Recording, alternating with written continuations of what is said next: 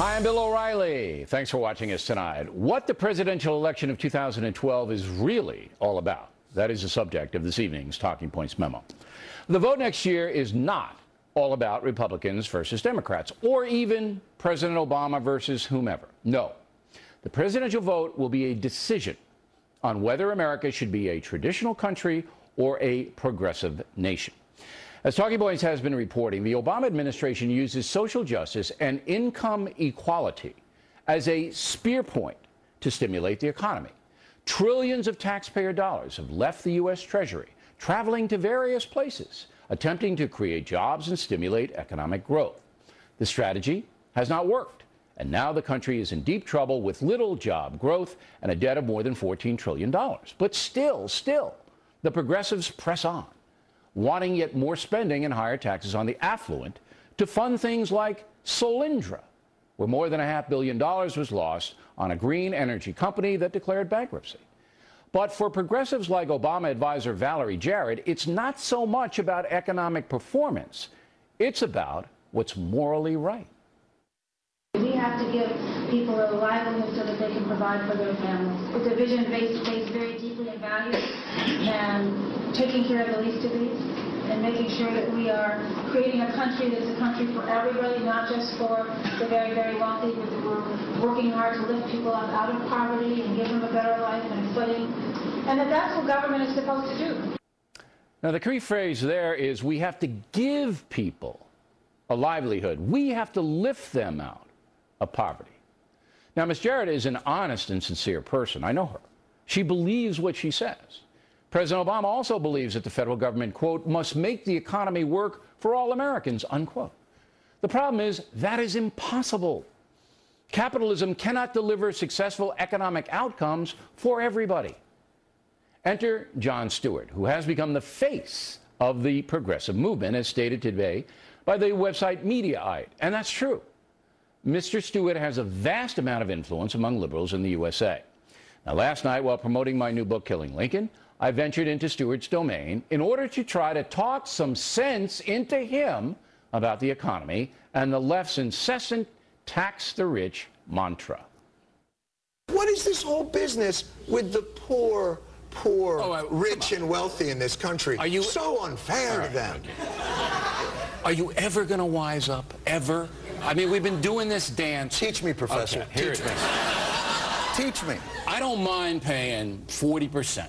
But first, they're going to have to stop wasting the money. One word. But wait, it's Solyndra. Do you know what that is, Solyndra? Yes, I do. How much money was wasted there? Do you know how much? $500 million. $528 million. Oh, 500. Okay, 528. Okay, so if you clean it up, if you stop wasting it, then you come to the drop creators, and we'll help you out. But Stewart and many other progressives remain unconvinced that the federal government has a responsibility to operate efficiently and honestly before demanding more tax dollars wherever they may come from. You've got to downsize the government so they can watch what's happening and make intelligent decisions. It's insane. Right now, look, the $16 muffin. Do we all know what the $16 muffin is? What? All right? See, you don't even know what the $16 muffin is. What neighborhood do you live in? No. Who makes a $16 muffin? This is great. I'm glad. Look. All right. $16 muffin. All right. Broke the story last week on The Factor. You were otherwise occupied. Making your little wise remarks. Not reading what's happening.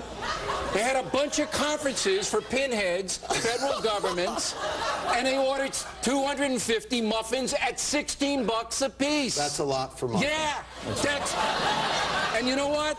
I paid for the muffin. I understand. And so did you. My tax dollars mean something to me. I work hard for my money. All right, sir. All right, we have a $14.5 trillion debt in this country. These people don't watch the money. They just spit it out because they know guys like you and me will keep paying it. And it's got to stop. It's got to be downsized, and it's got to run efficiently. But revenues, the big argument in this country right now between the Democrats and the Republicans appears to be the Democrats are saying we need to cut spending, but we need to also raise revenues. Raising revenue is fine, and I'm for that, but you do it in an efficient way. Now, does that make sense?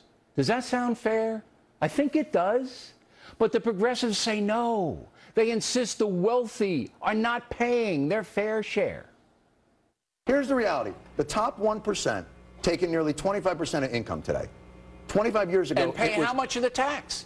But 25 years ago, it was 30% of it. Top 1% control 40% of the wealth. 25 years ago, it was 33%. Okay. Top 1% have had incomes rise 18% over the last decade. So we should shoot them.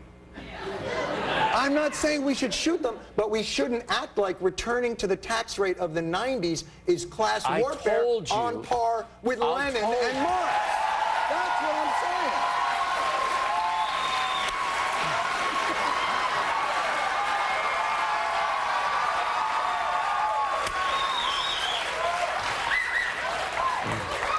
You know what it is? I'm looking out for the folks. You want me to reply to something or what? Reply. Okay. I mean, you bust these people in from Cuba. Now, the divide between traditional Americans like me and progressives like Stewart is not about to be solved anytime soon. But I'm not giving up. I'm determined to convince the left that class warfare is damaging America. This week in the Economist Magazine, which leans left, there's an article about taxing the rich. The magazine cites an organization called the Organization for Economic Cooperation and Development, which does analysis for 34 countries around the world, as saying that excessively taxing the wealthy can be a bad thing. The OECD says that affluent Americans provide 45% of all the federal tax revenue, the highest percentage in the world. Yet the left wants more.